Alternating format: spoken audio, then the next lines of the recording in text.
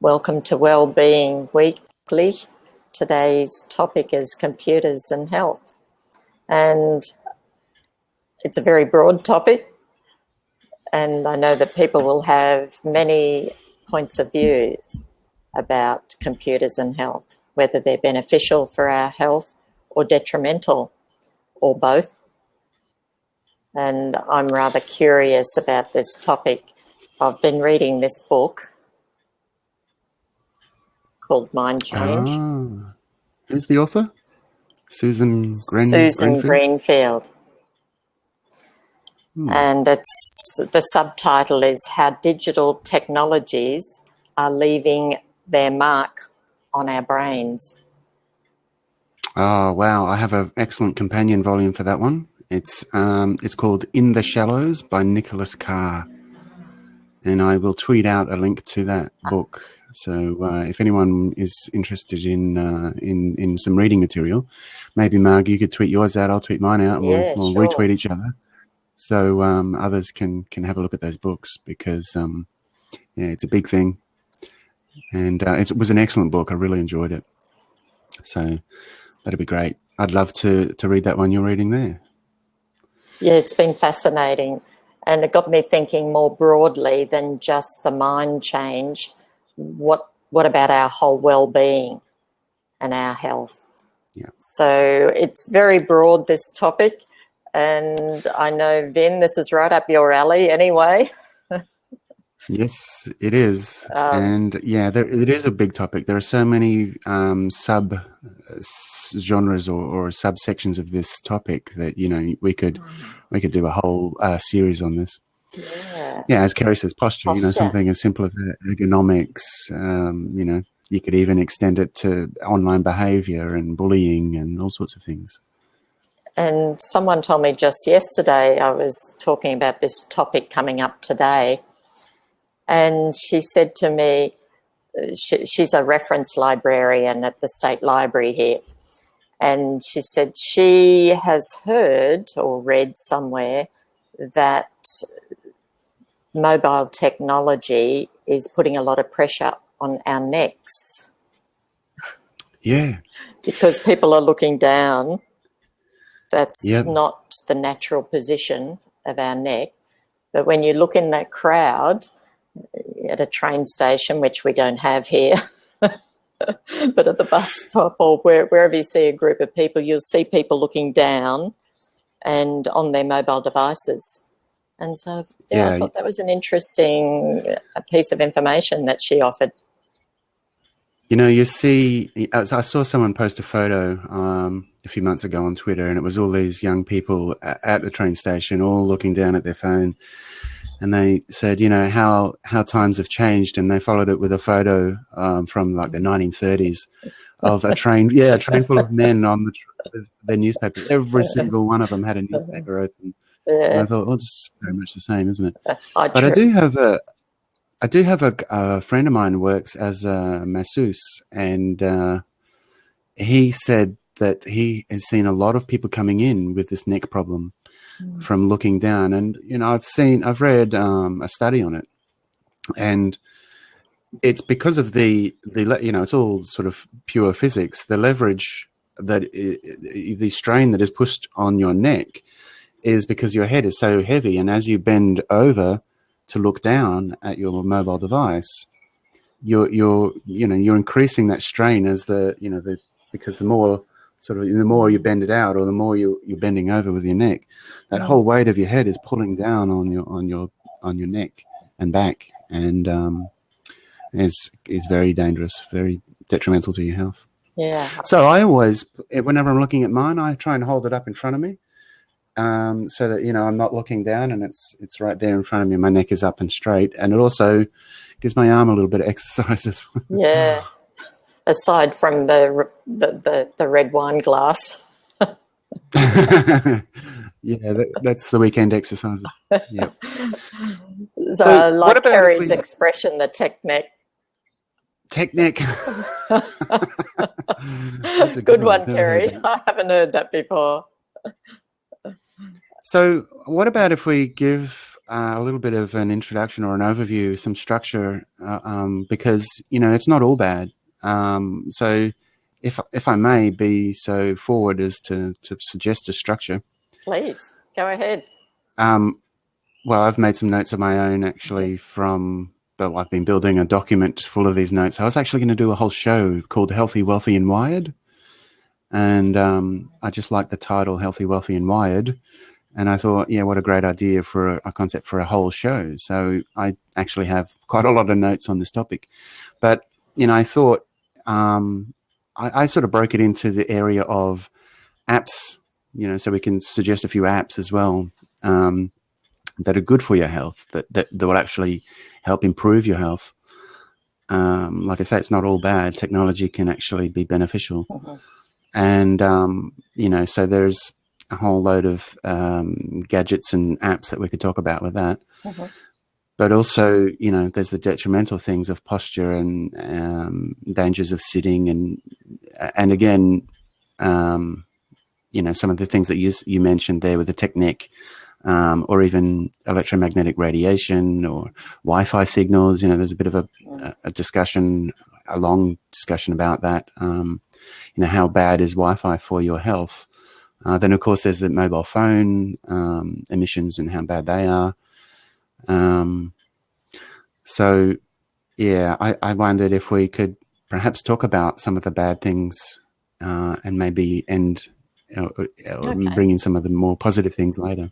In my mind, I had an idea that we would discuss the benefits and, the positives and the negatives of computers and health. So you presenting in that way is quite in line with what I had in my mind. So excellent. If we start with the negatives, terrific. Well, computers, you say computers, and I love how your titles are always so broad that we can encompass quite a bit, and it's open to interpretation a little bit, because when you say computers, I'm widening that to mean the internet, handheld devices, mm-hmm. All of this stuff that I think the word computers encompasses. So yeah, we talked a couple of topics there.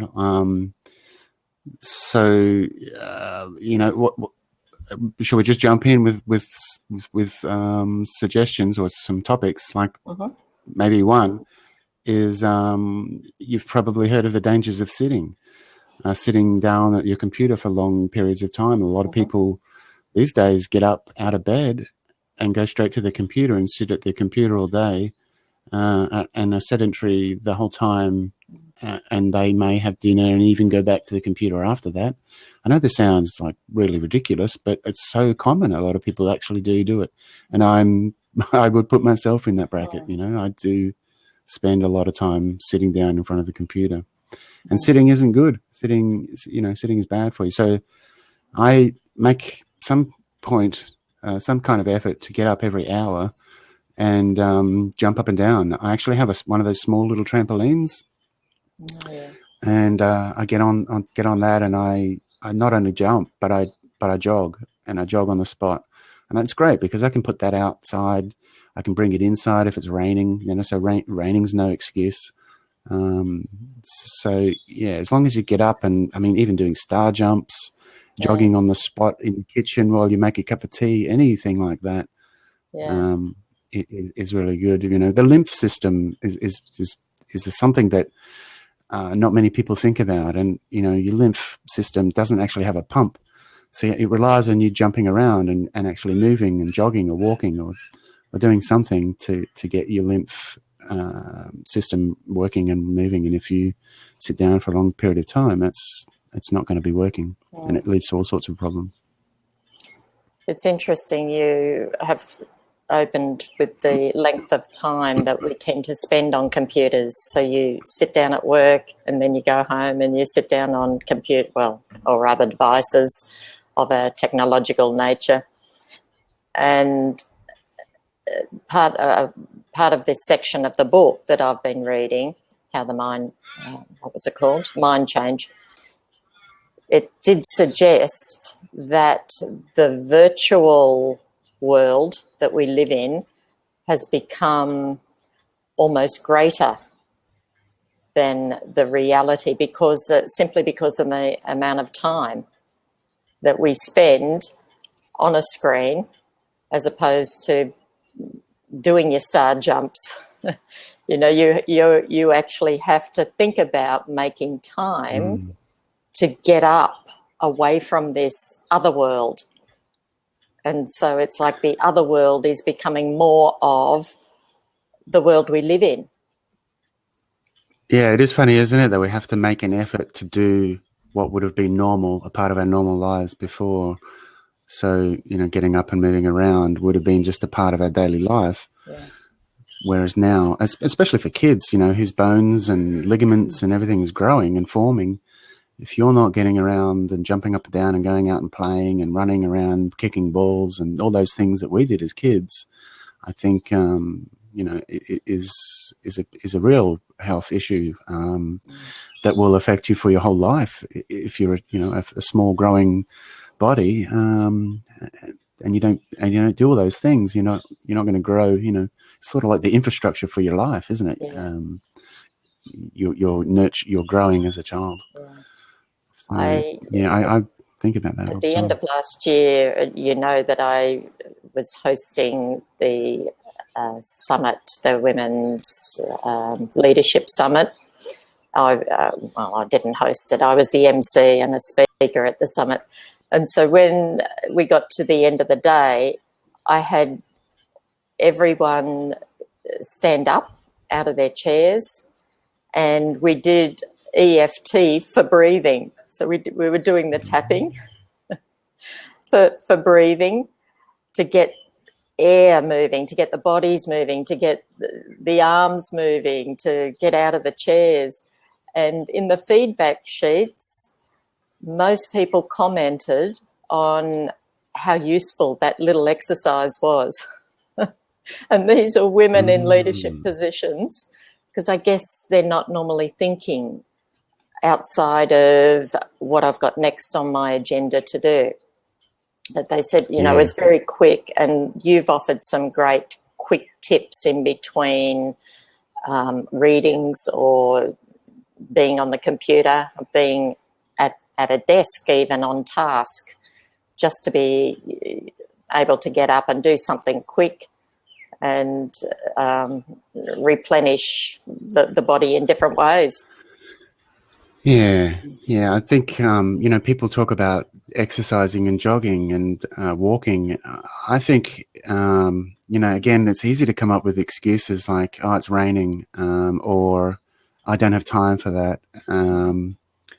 Or, you know, I mean, you can have a list as long as your arm if you're good enough at making excuses, and I'm pretty good at it. But I think if you just say, well, I'm going to get out and just breathe. I'm just going to walk outside and I breathe deeply for 1 minute, you know, even just that. I mean, it obviously is better if you do it for longer, but just 1 minute of deep breathing, going outside and breathing fresh air, that's way better than not doing it. You know, something is better than nothing. Yes. Yeah. And the brain loves oxygen. And I think, you know, if you can breathe deeply, which a lot of the time, that's the other thing, when we're sitting in front of our computers looking at the screen, if you were to monitor your breathing, you would notice that you breathe shallow, or you slow down your breathing.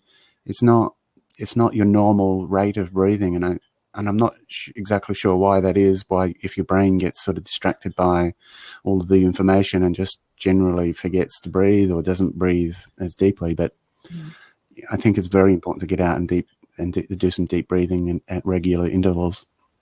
Well, it's the essential part of why we're here, who we are. It's the breath of life. We don't have life if we don't breathe. And most of us do breathe shallowly. It's the way we live our lives. And we're on to the next thing. So to be able to stop and take that extra focus on getting your breathing back to your stomach, abdominal breathing.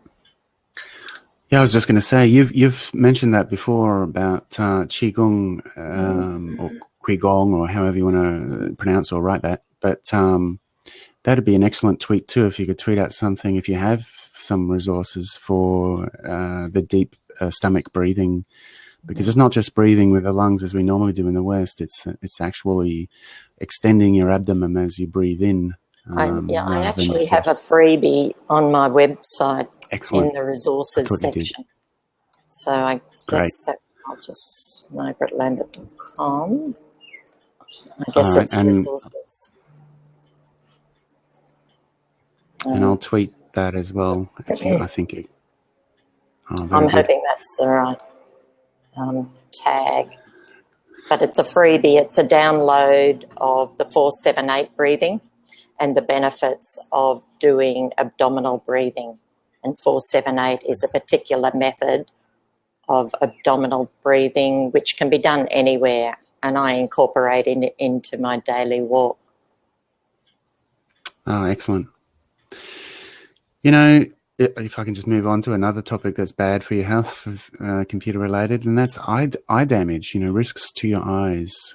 I'm always concerned about that, and I wonder what the most effective way of dealing with that is. Some people say that there are glasses that you can buy, special glasses that reduce glare, I guess. I'm not really even sure what the glasses do exactly, but eye damage, I think, is a problem or a potential danger with computers. And so, again, if I can offer a counter benefit or something to do to counter that detrimental or potentially detrimental effect, is to look out over the top of your monitor and look. Well, I'm lucky enough to have a window behind me, and I can look through the window into the trees and look into the distance. And I think if you just give yourself regular breaks away from the screen and stare into, they say that staring into the distance and staring at, say, the back of your thumb and focusing on that and then focusing out and then focusing in,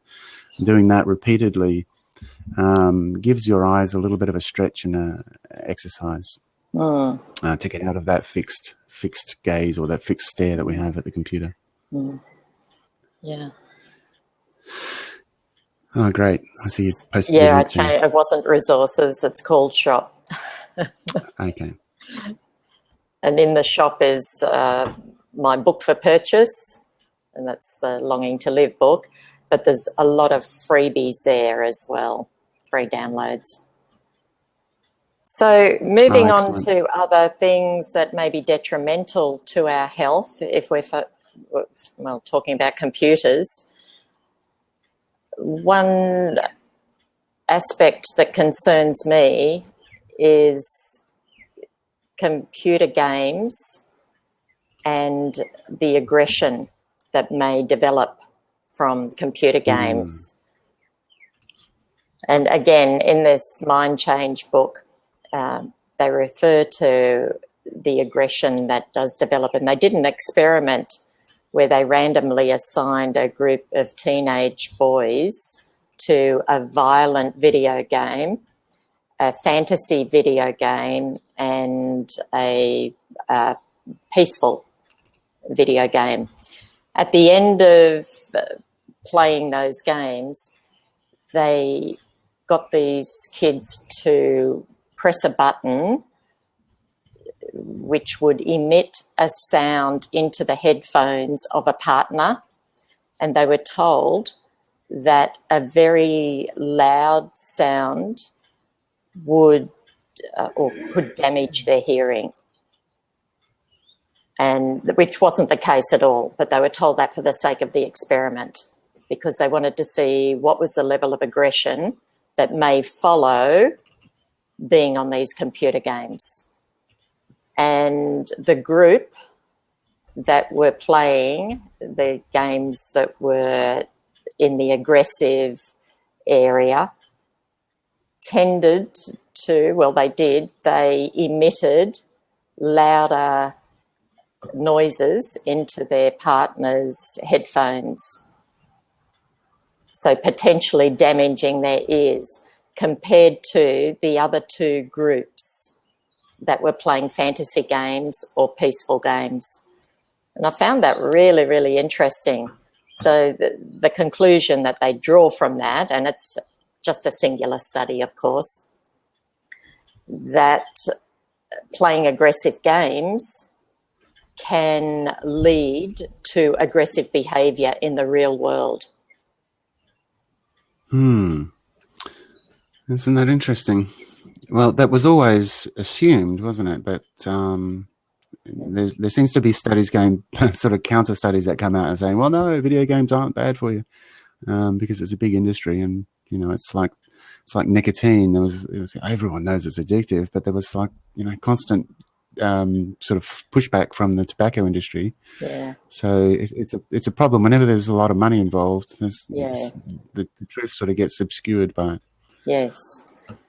Yeah, but I found that was really interesting because it makes sense to me that if your emotions are geared to a game that's quite aggressive, you are emotionally charged in that way to get more people, to hit them up with a gun or to whatever you have to do in these games. And so you are already charged. It's like you're primed. And then you have another activity to do, and that emotion will follow through. There's a lot of aspects to it. People think about the desensitization to violence,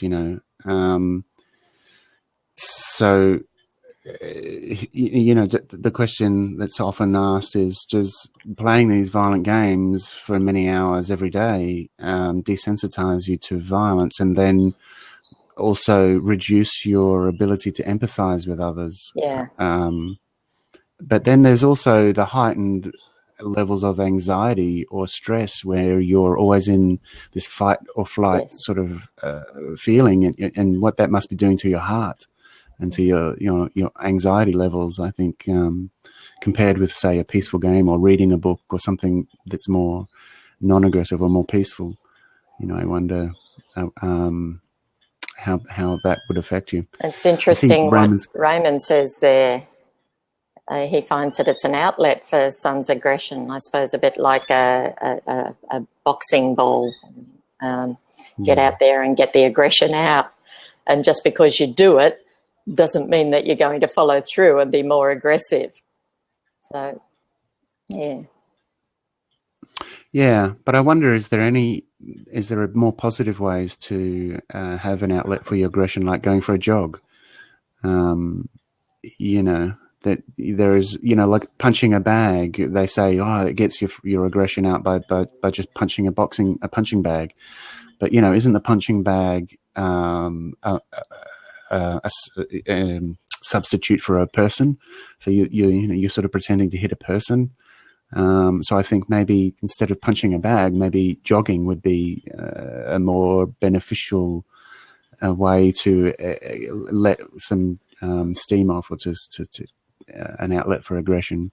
So there's other ways to get rid of your aggression, and I think the detrimental effects of raising anxiety levels, desensitization to violence, reduction of empathy, I think all those things that come along with, you may be outletting some aggression, but if it's at the cost of all of those other things, it's still not, the one thing doesn't outweigh all the bad things, just because there's a positive thing to it. And while we're on that topic of aggression through computers, I actually have a problem with much of the news content that we have through our screens, our computer screens, our TV screens. It doesn't really matter. But I think we're being subjected to so much negative news, and there's an imbalance. And so in our lounge room, when we're relaxing, we've touched on this topic before, Vin, in some other blabs. But I think there's a real issue with the trauma that we take on board from the news. And the other side of that is what you raised with the games. Does it just desensitize other people? So some people can become more traumatized because of terrible, I'm absolutely shocked at some of the images that are shown in the primetime news. When I was a kid, you never saw any of that.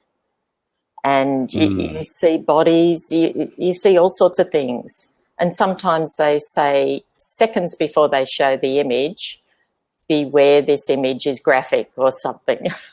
Yeah. And yeah. There's very little good. It's like good news isn't newsworthy. So it's don't worry about reporting the good news, but this bad stuff happened. Or, look, you need to know about this, and it seems like the good news just isn't deemed newsworthy enough to make it to the news. Yeah.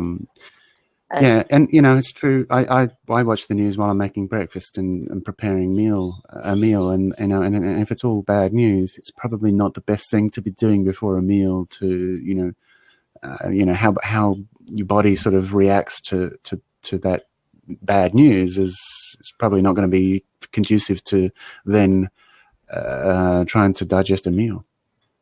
Yeah. So there's a time and a place, and I think a balance is vital. You need to have self-control. I think I mentioned this in another blab, but it was something that really gelled with me when I read that someone compared it to obesity. They said, we're all very conscious about what we eat and the bad stuff that we put in our body through our mouth that cause obesity or whatever, and so there's a sugar problem and fat and all this, but we don't have a second thought for the same approach to information that we put into our brain. And I think we're all, I'm a hugely obese person when it comes to information, because I'm just cramming as much as I can into my brain. And it's we need to food. Actually, it's junk information. I'm just consuming as much as I can get my hands on. And especially with social media, it's now there are people broadcasting on Snapchat, blab, right here like we're doing. But some people will just pull up a Periscope and they say, I'm bored, and they'll just start, just talking rubbish.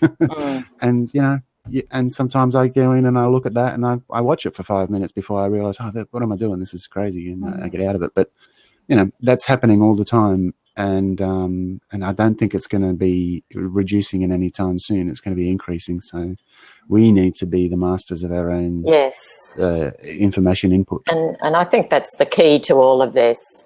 We really have to monitor our own usage.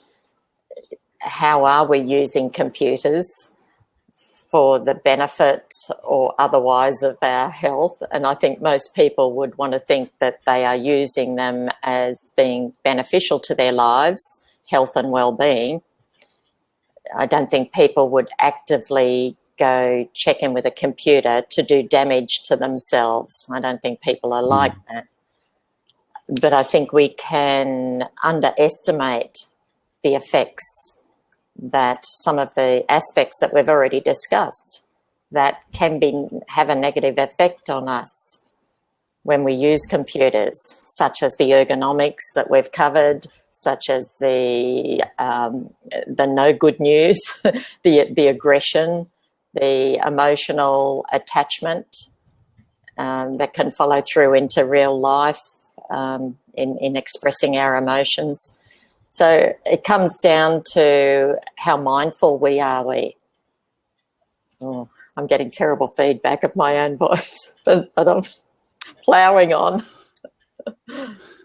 Oh, that's a shame. Yeah. There are actually a lot of good things about computers, and when we talk about ready to turn the page. Yeah, I reckon. Because we talk about fitness and lack of fitness, and it's sort of computers or it's health. Which one do we want? But I think we can have both. And there are things like everyone's probably heard of the Nike Fuel Band or the Fitbit or even the Apple Watch. All of these sort of wearable computing devices, as it's called now, where you'll actually have heart rate monitors. Like the Apple Watch, for example, will tell you, hey, you've been sitting for too long, get up and start moving. And they say people that are working at Apple have all got these Apple Watches, and they're all like, oh, let's all stand up. Oh, wow. So they've just got these constant reminders from their watch to tell them, hey, you've been sitting for 20 minutes, you've got to get up. Yeah. And, monitoring your heart rate and monitoring your fitness levels and how many steps you've taken during the day, it sort of turns it into like they're gamifying the whole thing, the gamifying health, so it's like, I've done 620 steps this week. How many have you done? And then you can sort of have these challenges with your friends online and sharing your information of how active you've been, to make it competitive, I think is a great step in the right direction. But, I've got a great app called Flux on the computer. And, because I've talked quite a lot about how I have insomnia and how I struggle to sleep. And this is probably another result from information overload where you just can't, there's not enough hours in the day to assimilate it all. And so when I go to sleep, I'm sort of soaking it up, mulling it over, thinking about it. Well, the other thing is that your brain, your circadian rhythms, they are affected by light. So this Flux app, when you install it on your computer, it reduces the amount of blue light towards the end of the day. And so it knows your time zone, or you can enter your time zone. And so it'll say, we'll connect up with the local weather, and we'll see, the sun is setting at 5:30 in the afternoon at this time of the year in your location. So we're going to start dimming the screen, and the screen goes yellower and yellower, and so there's blue light in the morning and yellow light in the evening. And it very gradually reduces, so you don't notice. But what's happening is your brain it's like the sun is setting. Your brain, through millions of years of evolution, your brain has gotten used to the more yellower, orangey sort of light as the sun sets, and it just naturally puts it into a nighttime mode of relaxation. So when you do actually go to bed and you turn your computer off, you haven't been staring at a blue, white, or brilliant bright white light that's going to keep your brain awake. So you can also get it for the iPhone or other mobile devices as well. It's called Flux, Flux. I'll tweet out a link to that. Okay, good one. And I suppose computers and health, many people use the computer to Google their health condition. And that can be a positive and a negative. I suppose for many people, they might put in some symptoms that they have, or if they know that just looking at that comment of Kerry's, there's more sound hitches. All right, but shall I jump out and am I still sounding like a chipmunk? You sound okay to me. Maybe it's Kerry's problem then. I think there was a time that it was a little bit muffled, whereas I'm completely echoing. Yeah, the sound issues disconcerting. So tricky for to deal some with. people that have a health condition, for example, anxiety or depression or bipolar, people can actually use the computers to join into forums and find a like-minded or an empathetic group or a health-targeted forum for their particular condition. And that can be very helpful for people. They don't feel so isolated in their diagnosis. For other people, I know that they will Google every little symptom they have and they will end up being on death's door. Yeah, I've got that. Oh, lack of sleep. Oh, I've got that. I'm feeling tired. Yeah, that's me. I've got this. This is what I've got. It's like a hypochondriac. So we need to be cautious. And it is very hard because the body will exhibit the same symptoms across a whole range of conditions. And so we need to be very mindful that just because that symptom belongs to that diagnosis, it doesn't mean that when you have that symptom, you have that diagnosis. but I know many people will jump to the worst. I don't know why that is, but that's what we seem to do. Oh my goodness, I think it's cancer. So it can work both for us and against us, because it can actually raise anxiety levels when we feel that we belong to that dire category, which is on death's door. Yeah. You know, I do that actually. There's quite a few good sources online where you can get really good information, and you probably know Dr. McCullough. You've mentioned met Dr. as a source McCullough. before. I was in a workshop with him in Chicago. I have a that's photo amazing. of him in my book with me. Yeah, he's fantastic. And it is, there's that and other sources like that are very beneficial. I think it's a great thing that we have the ability to do that now. I think everyone should really take charge of their own health rather than sort of put it in the hands of the doctor and say, he'll deal with it. He's the man. He knows best. Yeah, and that's the other thing.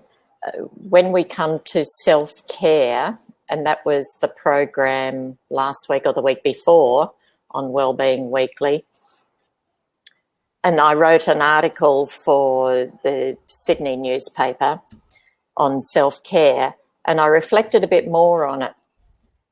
And it is taking care of yourself. And if we extend that further, then we get to what you just said. We take greater care of ourselves and not rely on others to take the care of ourselves for us. So there's less reliance on others for our own health and well-being. So self-care is absolutely critical, because it's taking care of ourselves and just taking that responsibility that I am responsible for my health and well-being. And it's not up to, the welfare system, the medical system, the Dr. Google, whoever else. Yeah. Sorry, I was a little bit distracted. I was sending a tweet out. I'll just paste it in the comment here. This is another little thing that is fun. I used to have it, so I haven't used it for a while. It's just a website. It plays lovely little music, a little bit of gentle music. It might have a little creek in the hills as there's some scenery, some little trickling water music, and it's sort of it's like a guided meditation. Beautiful. And so you can have that. Well, I used to actually have it as a calendar alert, so that every now and then it would pop up and say, hey, just go and visit calm.com and take a few minutes out. And I found it really beneficial. I don't know why I took it off my calendar, but I might put it back on. Yeah. There's a lot of little things online that we can use like this to take a bit of time out and relax. Yeah, and that's where computers can be quite beneficial and assist us to get into yoga or music, meditation, all those sorts of things are at our fingertips through the computers. I was going to refrain from being nerdy, but I will actually go that deeper level. I actually had it set up because I'm on a Mac. I use iCal as my calendar, and iCal has the ability to tap into Automator, which is this sort of not many people use it on the Mac, but it's a very great program in order to sort of get down into the bones of the workings of your computer to automate some stuff. So it didn't just alert me; it would actually I set up this automated task that would, as soon as the calendar alert went off, it would open up Safari at the website. So I didn't have a choice; it just popped up. It is very nerdy, but this is the thing about taking advantage of these. things that we have, and so that we Does can it do it automate for some of you as the. well? Well, it pops the screen on and it obscures whatever I'm doing at the time, and it replaces it with this Oh my calm.com, goodness. with lovely music I and love it. meditation, and because it's too easy to just say, "Oh yeah, no, dismiss that. I'm Yes. busy at the moment." So That's this my way, I answer. was forced. Whenever, yeah, that's right. Uh, So whenever an alert pops up, so often I say, "No, no, no, I'm busy," and I dismiss it. So uh, this was a way of forcing me to do it. so that's through your calendar, is it? Yeah, well, you can set up anything in your calendar. So once those calendar alerts happen, they act as a trigger to trigger this automated script, which you can set up to do anything you like. Yeah. And in this case, I set it to open up that website at that web address. Mm-hmm. So I'm just plonked straight into a meditation Yeah. for 5 minutes. It's good. Oh dear. Oh, Yeah. can I chuck in another thing here on Yeah. that topic? I'm just scrolling down my page of notes here. Napping, people. There's a group of people. I think I was in this group for a long time who think that there's something terrible about napping, or terrible about this laziness to sleep during the day, or we have these preconceived notions about when we should and shouldn't sleep, and we should sleep for 8 hours at the end of the day in one long chunk. Whereas we're all different, and I think a lot of us would benefit greatly from napping, depending on your climate too. You're up in the north. In other parts of the world, with your climate, they have siestas.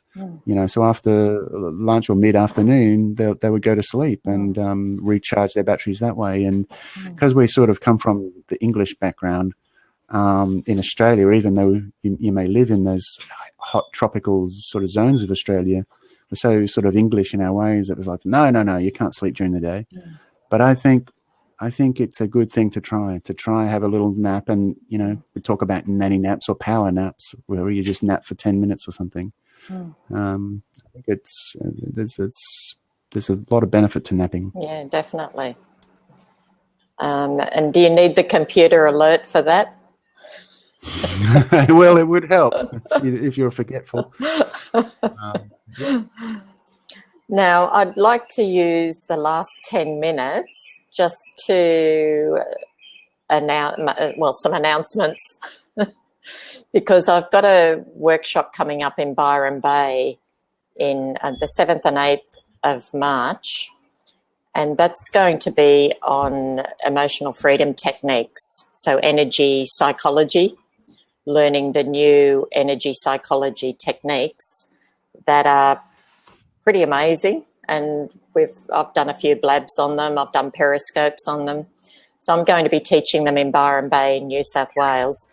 But I just wanted to make an announcement in all the possible forums, because the registration time is running out for anyone who wants to register for those.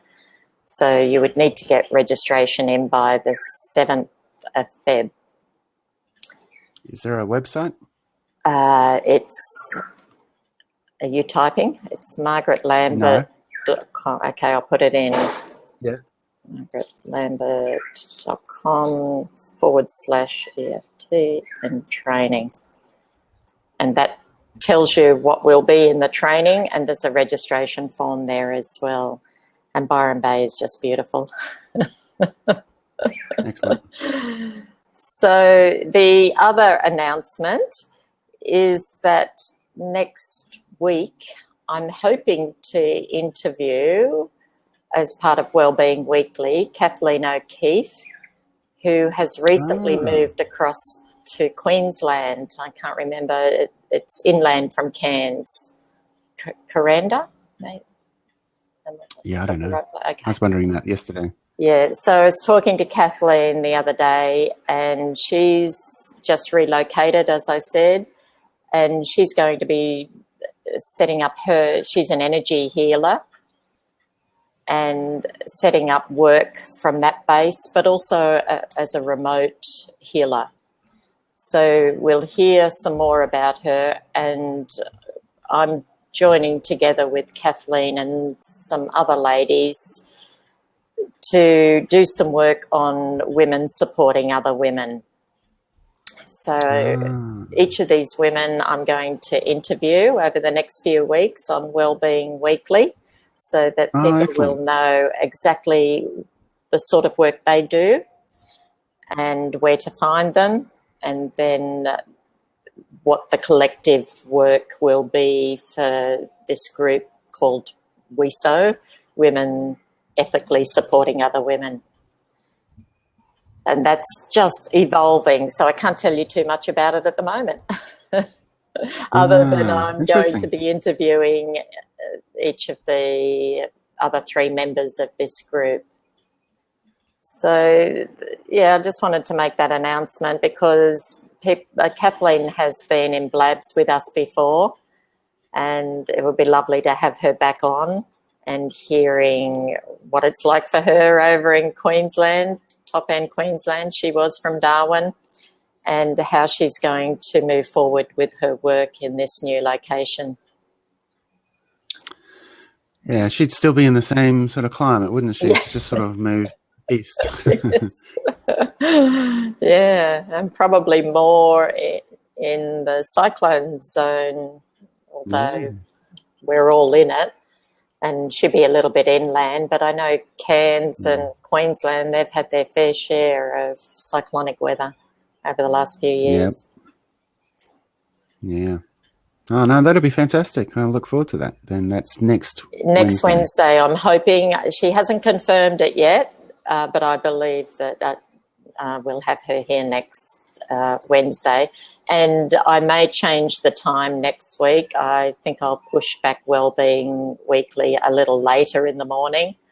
I'm hoping that suits you, Vin. Sure. What do you mean, forever, or just for that one off? Maybe 10:30, yeah, forever. Yeah, okay. I think 8 o'clock might... Raymond, my goodness. Lovely to have Raymond.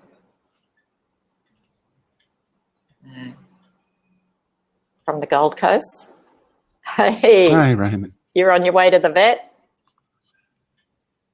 No sound. Are you muted?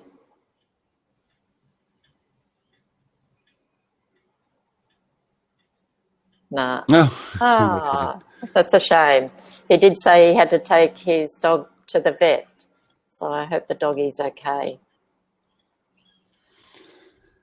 Right. So with that, I'm ready to wind up then. If you have something else to say about this topic or any topic. I have a whole bunch of links. I've been tweeting a couple of them out. I've got a few more to tweet out. So do follow my Vintuitive on Twitter and also Marg Lambert on Twitter, because between the two of us, we'll try and retweet each other's tweets so that you only need to sort of go to one spot. But we'll be following up with, I guess, what we could sort of loosely term as show notes by just following on with some more information from this blab that we talked about, just to provide some links if you want further reading. Like the books, I think if we both tweeted out our 2 books that we mentioned at the beginning of the blab, that would be great. Yeah. Well, thanks, Vin. Interesting to talk about computers and health, and to hear the positives and the negatives, and some tips that people can do to be more mindful of how to use computers to their benefit, rather than as them dictating, the computers being the dictator and being addicted to the computer, to that we are more the master rather than the other way around.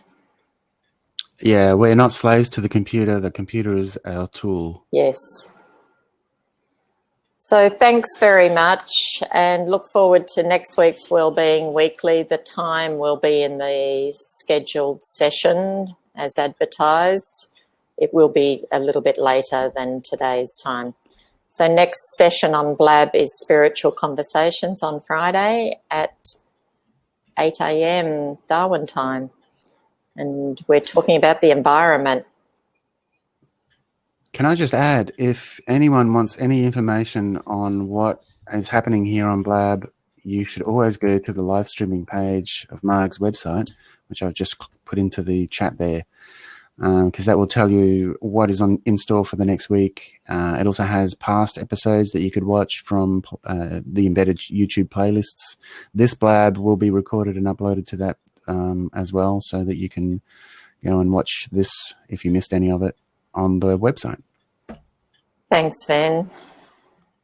You're And welcome. sorry, Nick, you've just joined in. We're winding up. Please grab the replay. We've talked about the benefits and the negatives of computers and health, and how we can use computers to improve our health, and knowing that we must be the masters rather than the other way around, rather than slaves to the computers. So thanks again, and until next time. Bye. Bye.